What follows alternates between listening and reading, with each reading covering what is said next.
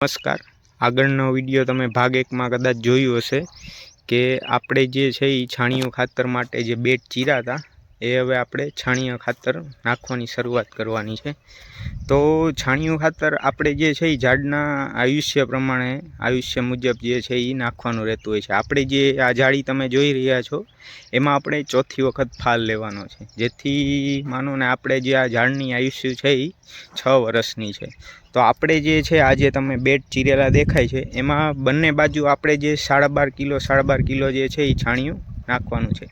છાણિયું ખાતર નાખવાના બીજા ઘણા ફાયદા એ છે કે જે નવો વ્હાઇટ રૂટ કહીએ આપણે સફેદ મૂળ એનું ડેવલપમેન્ટ સારું રહે છે। આ સિવાય જે છે એ આપણે જે અન્ય માની લો કે વોટર સોલ્યુબલ ખાતર છે કે પાયાના ખાતર જે નાખેલા હોય એનું જે છે પ્લાન્ટ સરળતાથી અપટેક કરી શકે। એનું કારણ એ છે કે જમીનમાં જેટલું ઓર્ગેનિક કાર્બન વધારે હોય એટલું જે છે એ ન્યુટ્રિયન્ટ અપટેક વધારે સારું રહેતું હોય છે। આ સિવાય જમીનમાં જે છે એ છાણિયું ખાતર આવવાથી જે અળસિયા છે એ પણ વધુ આવે છે, કારણ કે અળસિયાનો વધુ પડતું જે આપણે મૂળ ખોરાક કહીએ તો કે છાણિયું ખાતરને જે ઓર્ગેનિક કાર્બન છે એ વધારે અળસિયાને મજા આવતી હોય છે। આ સિવાય જે છે તમારે જે આપણે ચીરા કરેલા છે એની બંને બાજુ 200 ગ્રામ DAP આપવાનું છે। આ સિવાય બંને બાજુ 50 ગ્રામ MOP છે, અને બીજું એક જે છે સલ્ફર જે બંને બાજુ 25 ગ્રામ રહેલું છે।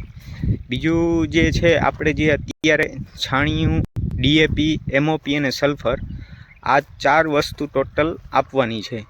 આ સિવાય જે છે આપણે જે ખાતર પછી ભરાઈ ગયા પછી આપણે જે આ બેડ તમે જોઈ રહ્યા છો એ બેડ છે એ આપણે આ બાજુ બે બાજુથી આપણે ભરી દેવાના છે, મતલબ કે છાણિયું ખાતર જે નાખીએ એ પછી આપણે બેડ ચડાવી દેવાના છે।